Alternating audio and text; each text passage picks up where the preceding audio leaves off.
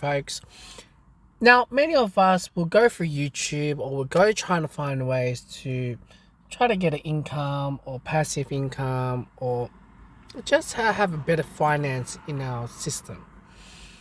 You see, you go through Rich Dad Poor Dad, or you go through, those influencers, whether they are real estate or crypto or stocks or any other passive income or extra workforce or whatever the name it is, right?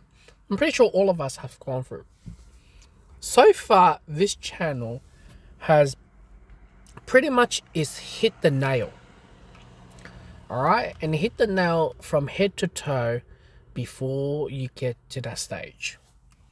Now, when I mean by that, like, other influencer will say, quit your job, do this X, Y, and Z, or you should invest this, or you should invest that. All right, this guy hits the nail of your bank account, the way how you spend money, the way how you save money, and the way how you monitor your money. This channel probably is one of the best. And the first is to look at within yourself. That is the hardest line to go through, is within yourself. How to build up how to get to the investment level, obviously paying off debts and as well have emergency funds, and you've gone to that stage. Oh my God. And he makes it real clear what's it like. He's not selling a course, and he's real clear about all his stuff. And when you have like that, it is gone to the stage where, whether he has multiple streams of income or whatever how it is, he's gone so real to the point that you need to look in within yourself. And it started to question a lot, not only just myself, but a lot of people out there who has, there's some men that I spoke to. We have done mistakes, right? We're human. We do mistakes. And the most painful mistake will be finance. Finance within yourself. Like, no matter if you make 60 or to 200 or whatever the range it is, right? If you don't look in within yourself, how to save, how to budget, or how to, how to be smart with money. And if you're not, then you let the money just going out of your bank account like a thin air. And that costed many families being teared up and not sure how to manage it. And obviously, as a Western born, we haven't learned to be budgeting. And we have a high spending lifestyle because based on our upbringing, the way how it is. And that we see that as normalized. If you date or marry to a migrant girl, or migrant, someone who's really from the migrant, they get paid monthly, right? We get paid per hour, and weekly in our bank account, fortnightly in the bank account, we have public holidays, super, you name it, right? I'm not going to get into details. And the saddest part about in the Western world is the more you make money, whether you generate more money in multiple jobs or whatever, you're going to pay at a high tax, and you have a Medicare levy. I believe it's 1.5 or 2%, correct me. We have to get into private health, etc, etc, etc. It doesn't punish, it doesn't go a long way. Working a lot and paying a lot of tax, right? Where you tend to desensitize the way how you spend, where you own tax or X, Y, and Z. Some people own tax, some people don't. But you start to realize, let's just say you earn 100K. Now, I don't know the exact tax bracket. I believe is 42%. I think a certain amount of money, if it's 36,000, and they'll take 43% out of per dollar. That's like more than your quarter of your money has gone.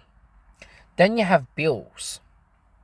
That fraction of your dollar will be gone. What you have left,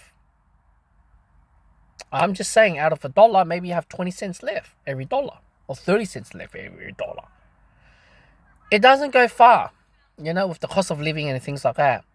And my biggest problem with the entire thing, even though we are Western born, we don't have the maturity level of entering adulthood.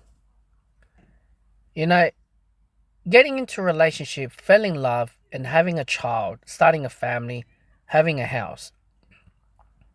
It sounds easy when you say it, when you think about it. But if you get into it and maintain that lifestyle, it's very difficult, right? You met a woman, you fell in love, you have a child, or you're married. That is the easiest part. The hardest part is maintain and going through that journey to be a father in your 50s, knowing your child is probably 13 or 14 or 15, whatever the age it is. And by the time you hit late 50s, your child will be 18. Because most people are having kids nowadays at the age of 30 or something around there, right? I had my daughter, when is it? 31. Right? At the age of 31, I have my daughter. If you do the maths, 18 years plus on that, by the time I'm 50, if I'm correct, like I said, or 40 or 49, my daughter will be 18 years old. All right? But if you think about the whole thing, to live through that process and to be maturity with this adulthood, we are far behind. You know, I see a lot of these, not only just my nephews, but it's a wake-up call when I do successfully go back to my ex-partner, even though it's not going to be easy journey. But it's just maturity in the finance side and cut down a lot of the lifestyle. How do you stretch that dollar or break it into different meals? You know, and not to go through Uber Eats or takeout. It is something that is really hitting home hard for me. And this channel, even though it doesn't dissect the whole thing, but I would say this is probably the best channel, the Smart Money Bro, that look deeply what you really are and cut it out, reduce it, whatever, before you start to invest. The main focus is within yourself. That's the most important part of the video.